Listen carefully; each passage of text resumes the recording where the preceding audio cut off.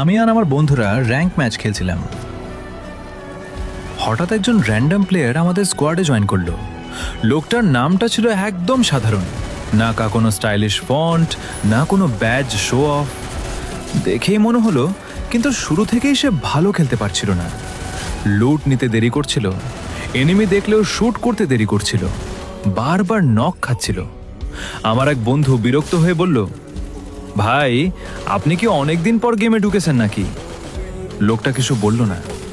আরেকবার নক খাওয়ার পর আমার আরেক বন্ধু হেসে বলল, ভাই আপনার এইম দেখে মনে হচ্ছে মিউজিয়াম থেকে এসেছেন। সবাই হেসে উঠল। লোকটা তবুও কিছু বলল না। কিছুক্ষণ পর সেফ জোনের দিকে দৌড়াতে দৌড়াতে সে হঠাৎ বলল, জানো, আমরা চুপ। সে বলল, একটা সময় ছিল যখন ম্যাচ স্টার্ট হওয়ার আগেই সবাই মাইকে চিৎকার করতে, কে পিক যাবে, কে ফ্যাক্টরি যাবে, এসব নিয়ে ঝগড়া হতো। আমরা অবাক হয়ে শুনছিলাম। সে আবার বলল, তখন বুয়া পাওয়ার চেয়ে বন্ধুদের সাথে খেলার আনন্দ বেশি ছিল। কথাগুলো শুনে কেমন যেন লাগছিল। মনে হচ্ছিল সে ম্যাচ খেলছে না, সে স্মৃতির মধ্যে হাঁটছে। শেষ জোনে আমরা মারা গেলাম। আমার বন্ধু রাগ করে বলল, ভাই আপনার জন্যই ম্যাচ গেল।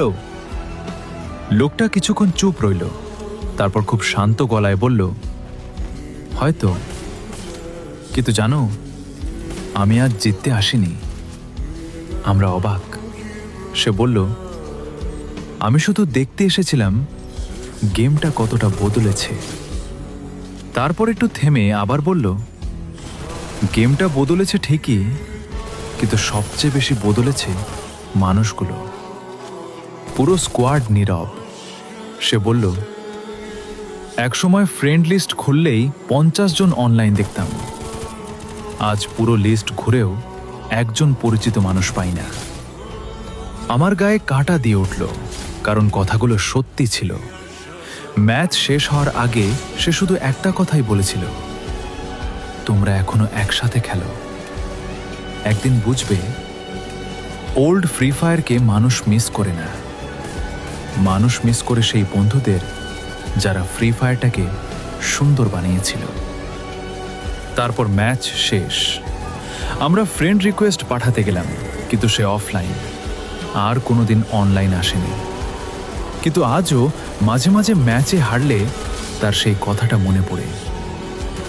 গেমটা